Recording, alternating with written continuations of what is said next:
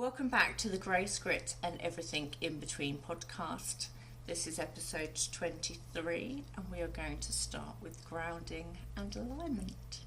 So up until now, this journey has been more about understanding your patterns, understanding safety, understanding self-worth, understanding the belief systems that shaped you.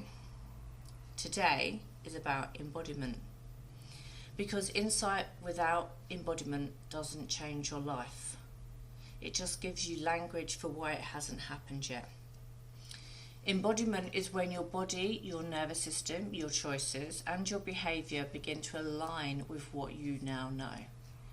This is where healing becomes visible, and this is where your life starts to feel different.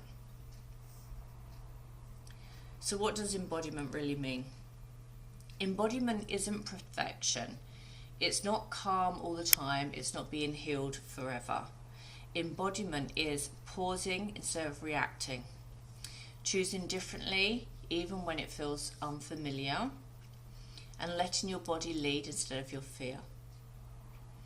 It's when safety becomes internal, not dependent on approval, not dependent on outcomes, and not dependent on other people saying the same. Embodiment is the bridge between who you were and who you're becoming. Why your mind needs optimism. Let's talk about optimism for a bit here, because this word is often misunderstood. Optimism isn't denial. It's not pretending things are fine. It's not toxic positivity. Optimism is expectancy. The brain is a prediction machine. It constantly asks what usually happens next.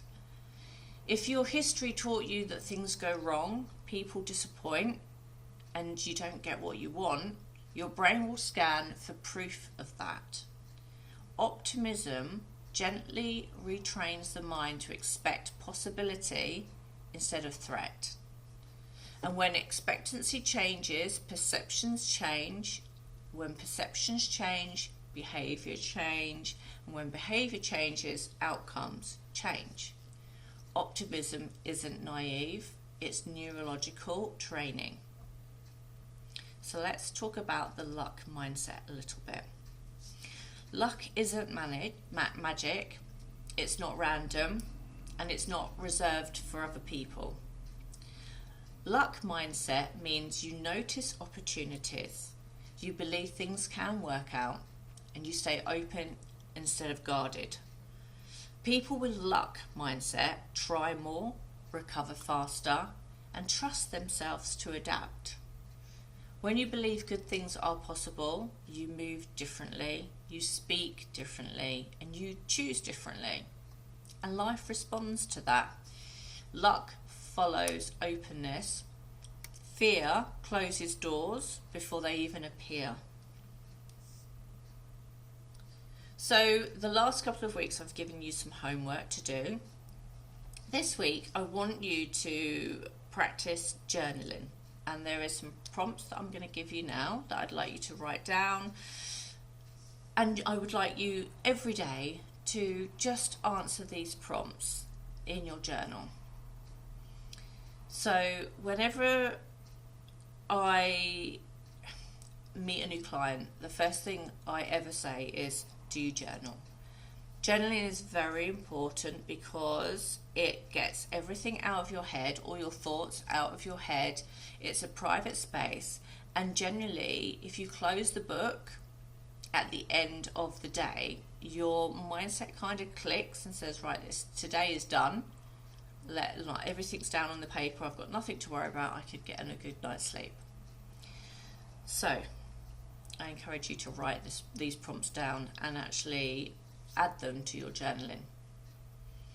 Where am I still living in my past, even though I understand it now? What would change in my daily choices if I expected things to work out? Where do I block possibility because it feels safer to expect disappointment. What does embodiment look like to me? Not perfectly, but realistically. Awareness creates choice. Choice creates change. So as I say, if you need to pause this and write those prompts down, please go ahead and do some. So let's move on to past, present and future healing. This is where I want to share about my one-to-one coaching. Because real transformation doesn't happen in one layer, and my one-to-one coaching works across 3 key areas. The past, where we gently untangle conditioning, trauma responses, identifying old patterns and your nervous system survival strategies. Not to relive them, but to release them. It helps me understand more why you're struggling in the present day. And then we move on to the present. We work with the boundaries, self-trust, emotion regulation, daily decision making, and how to relate to yourself now. This is where the embodiment happens. And you would probably think that the past is the area that we spend more time on, but it's not. It is the present that seems to hold more energy, and that is the section that usually takes a little bit of time. And then I go on to the future. So we build vision, safety through around expansion, optimism and expectancy, a new internal reference point, so that your future isn't a repeat of the past, that you've got the tools that you need to not make the same decisions and choices you have in the past. This work is very deep, it's personal and it's life-changing, and it's helped many women stop surviving and start leading themselves. So if you feel like you're in the position that you would like one-to-one coaching with me, then please reach out. Why self-leadership changes everything. When you embody the work, you stop outsourcing safety. You stop waiting for permission, and you stop shrinking to be chosen. You become anchored, not hardened, not closed, but rooted. Self-leadership is quiet confidence. It's knowing you'll be okay regardless of the outcome, and that belief alone changes everything. So this series was never about fixing you, because you were never broken. It's about remembering your safety, your worth, and your capacity to choose differently.